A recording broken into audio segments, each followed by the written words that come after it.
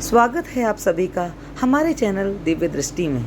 आप सभी को पता है पूरे देश भर में गणेश उत्सव हर्षोल्लास के साथ मनाया जा रहा है। इसका आरंभ गणेश चतुर्थी के दिन से होता है और हर साल भाद्रपद शुक्ल पक्ष की चतुर्थी तिथि को यह मनाया जाता है।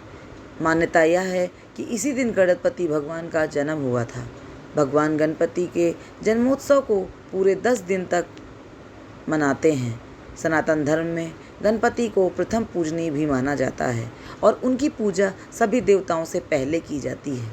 गणेश उत्सव का समापन गणपति विसर्जन से होता है।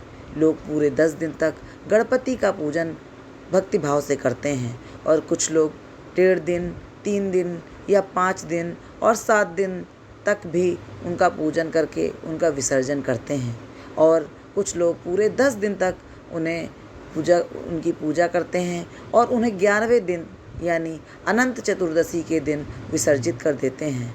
माना जाता है कि यदि गणपति जी का विसर्जन सही विधि से किया जाता है तो घर में पूरे साल समृद्धि बनी रहती है।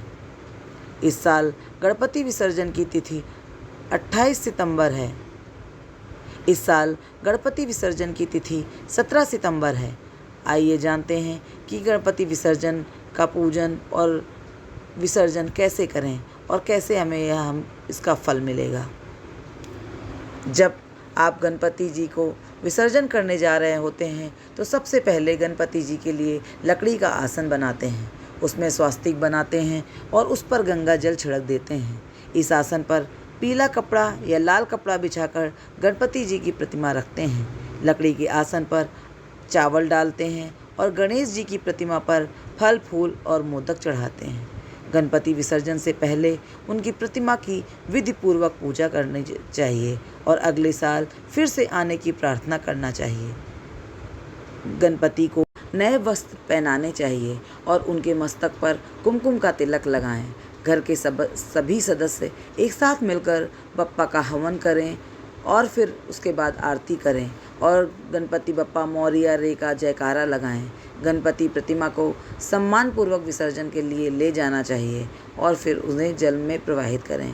बप्पा से क्षमा मांगते हुए पूरे साल घर में कृपा बनाए रखने की प्रार्थना करना चाहिए। आइए जानते हैं गणपति बप्पा की मूर्ति का विसर्जन क्यों किया जाता है।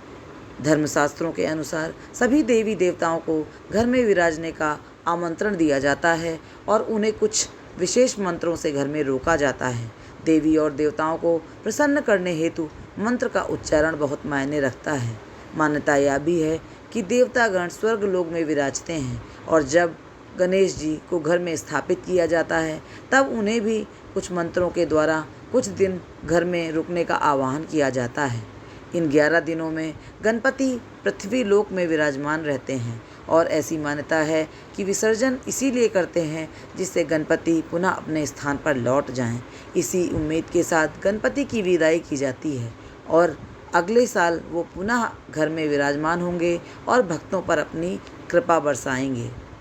विसर्जन के समय इन बातों का ध्यान रखना चाहिए। गणपति विसर्जन के समय हमें ध्यान रखना चाहिए कि बप्पा की प्रतिमा को नए वस्त्र पहनाएं। भगवान गणेश की विधिवत पूजा, आरती और मंत्रों का जाप करें और हवन करें। यदि घर में गणपति जी की स्थापना की है तो भूल कर भी मांस मदिरा का सेवन नहीं करना चाहिए। विसर्जन से पहले गणपति जी को मोदक का भोग लगाएं और फल फूल अर्पित करें। पूजन के बाद गणपति जी को हाथ जोड़कर क्षमा याचना करें। बप्पा की मूर्ति को धूमधाम से नाचते गाते हुए विसर्जित करें। धन्यवाद। अगर आपको हमारा यह वीडियो पसंद आया हो तो इसे लाइक, शेयर और कमेंट करें और अगर आपने हमारा चैनल सब्सक्राइब नहीं किया है तो उसे सब्सक्राइब करें। धन्यवाद।